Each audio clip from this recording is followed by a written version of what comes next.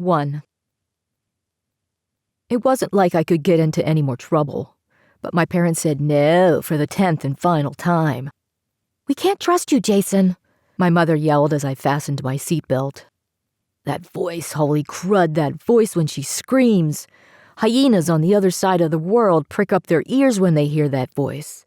They think it's one of their own, yelping in pain at first, but then they realize, no, it's only Janet Myers yelling at her son again. "This last stunt you pulled?"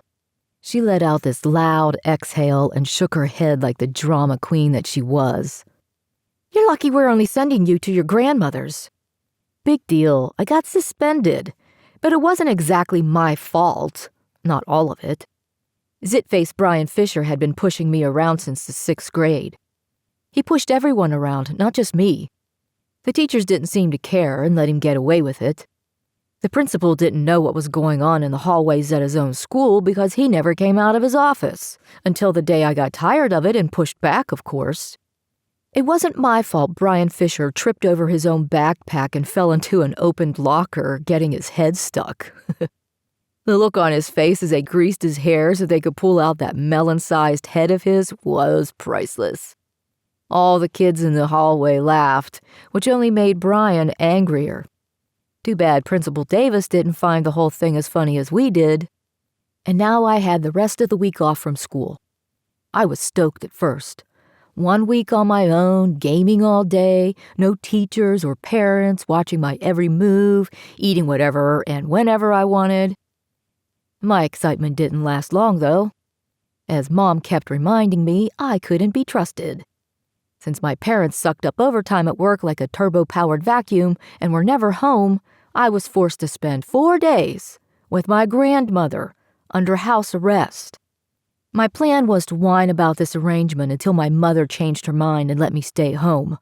I only had a few minutes left before we reached my grandmother's house, so I kicked the whining up a notch. "I'm old enough to take care of myself." "You're crazy if you think you're going to sit home all day playing games." I knew she would throw that in my face. She wanted to play dirty? Fine, so could I. It's not exactly fair to Nan since she's been recovering from a stroke. And how is it fair to what's-her-butt? Shanice has a name. I can never remember it. Actually, I could remember it, but I only wanted to get a rise out of her. How is she supposed to babysit me when she's busy babysitting Nan? It's only a week, Jason. Her house reeks of cat pee. The smell punches you in the nose as soon as you walk in the door. Don't act like you can't smell it because I see you scratching your nose every time we visit. You're imagining things. That cat's been dead for years. She creeps me out, you know. The cat? I growled. No, Nan does. Since when? Since the time I found a bag of cat hair under the kitchen sink when I was looking for a flashlight. I thought it was a bag of those scratchy pads she uses to clean her pots and pans. That's creepy. You can stop now. Stop what? I'm only stating facts. No, you're whining as usual. Whatever. I stared out the window, knowing I had lost that round. We were already on Nan Street anyway. All right, here are the way things are going to go. Don't think about breaking any of these rules because I've instructed Shanice to report back to me, and she will, believe me. Great, I had a spy. Don't leave the house unless they ask you. Mom clucked her tongue. Don't even try to sneak out at night. Where would I go? I didn't know the neighborhood. Don't interrupt Nan and Shanice when they're doing therapy. Like I would want to. No television or video games. Geez, Mom, I stood up to a bully and this is how you're punishing me? Give me your cell phone. What? Why? Just give it to me. Grumbling, I fished it out of my coat pocket and passed it off to her. This is so not fair. I want you to clean out all the closets in the house, at least as much as you can. I shook my head. Is this one of your sick jokes? Nope. When you're not catching up on your homework, you will stay busy. My mom didn't have much of a sense of humor, so I knew she was serious. I should probably get a rabies shot. Mom rolled her eyes. Quit being so dramatic. Dad found the bones of a rat in a pile of clothes. Poor thing was probably trapped from all the junk and died of starvation. To my surprise, my mother snort-laughed. That was one closet. This isn't funny. After Grandma went into the hospital, Dad rearranged her house so she could get around easier. He even put a stair lift in, but while he was fixing up her house, he learned that Nan never threw anything away. She stuffed everything in her closets, her spare room, down in the basement, wherever it could fit. That's how he found the rat bones. What was I going to find? I had to get out of doing this. Let's make a deal, Mom. How about... No. You didn't even let me finish. No deal. Get going. I have to get back to work. I dragged myself out of the warm car and yanked the duffel bag out of the back seat before slamming the door.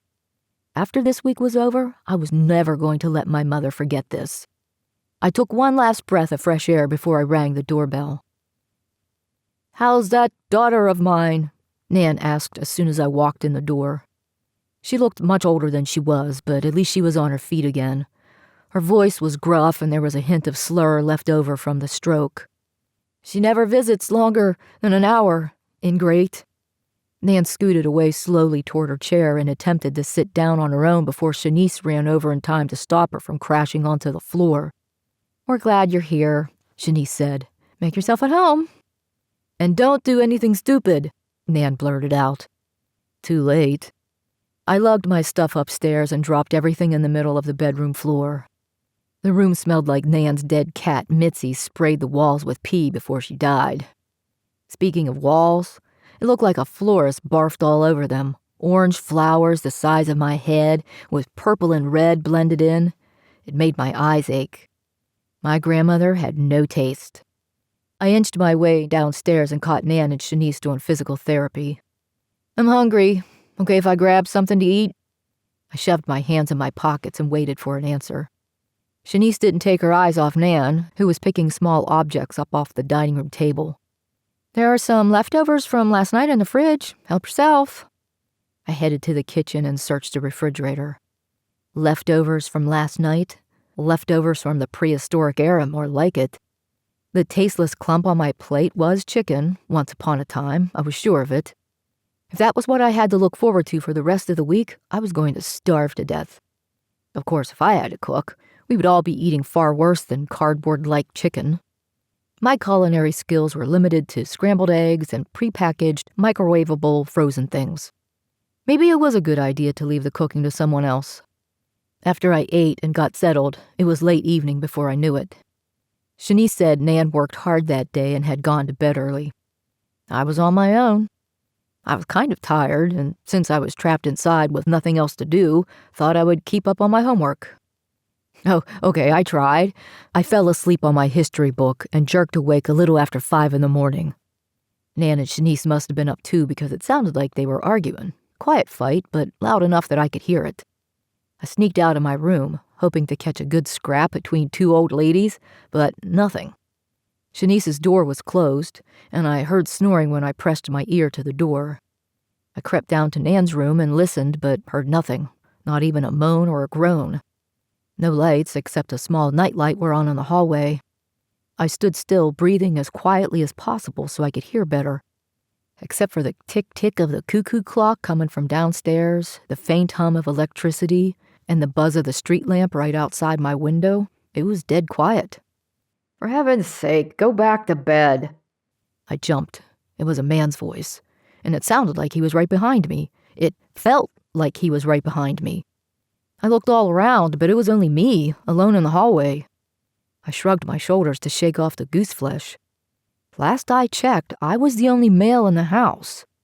Unless, with everyone else asleep, I had to check the house on my own. I searched the dimly lit hallway for something to use as a weapon, but couldn't find anything heavy enough to club someone over the head. The orange glow of the nightlight cast shadows in strange places, and I blinked hard a few times so my eyes could adjust to the lack of light. I took a deep breath and tiptoed down the hallway, hugging the wall as I headed toward the stairs, my heart thumping in my ears. Just when I thought I made it without making a sound, I stepped on the creaky floorboard inches away from the top step. The noise was sharp and loud. It didn't matter where you were in the house, you always knew when someone was coming downstairs. I held my breath and waited a few seconds before moving on. I started on my way down, stopping to listen for the sounds of a break-in. First step, cleared Nan's motorized stair lift without banging into it and attracting even more attention. Second step, with shaky legs, I crouched down to get a peek of the foyer below. Third step, listened for grunting, heaving, hefting of Nan's goods. Who would want old lady things anyway? I finally worked my way to the bottom step, relieved to find the house empty and burglar-free. I let out a sharp breath and relaxed my shoulders. Maybe I was dreaming. I have dreamt of people talking only to wake up to myself talking in my sleep, or sometimes I would fall asleep with the TV on, and whatever was on somehow invaded my dreams, except no TVs were on and I was awake. To be double sure, I pulled a couple hairs on my arms. Ouch! Yep, awake. Strange house, strange noises. I took another deep breath. Since I was already downstairs, I figured I would grab a glass of chocolate milk. At least I could drink it in peace without anyone asking me why I was up in the middle of the night. Mom had some sort of an alert system in her brain, so no matter what time of night I woke up, she was 20 steps and 10 seconds behind me. After finishing my milk, I dragged myself back upstairs and listened for the voice I had heard earlier. To help me concentrate, I stared at this dog-shaped water stain on the wall, waiting and hoping to hear the man's voice again. Not a sound. You all right? Surprised, I spun around to find Shanice standing in her bedroom doorway, arms folded across her chest. She didn't look too happy to see me, but boy was I relieved to see her, even if she did scare me. I leaned on my knees to catch my breath. Did you hear it too? Through the lamplight coming from the nightstand in her room, I could see her glaring at me like she had no idea what I was talking about. Hear what? She said impatiently. I heard someone talking. I thought it was you and Nan. She leaned against the doorframe and stared at me. Maybe it was the neighbors then, I said. She laughed. Heat crept across my skin. I hated being laughed at. Mr. and Mrs. Weston have been married for over 50 years. If they started causing a ruckus, I would have to call an ambulance because I doubt either one of them could handle the excitement. They're not the only people living on this street. The other neighbors are preparing for their first baby, and they're usually pretty quiet. It's just your imagination. Now, get some sleep. You've got a lot of work to do tomorrow. Correction, today. I nodded slowly, agreeing only so I could get away from her. Let's see. Distant voices arguing. A voice without a body telling me to go back to bed. No one around but me. That was no dream, and I didn't imagine anything.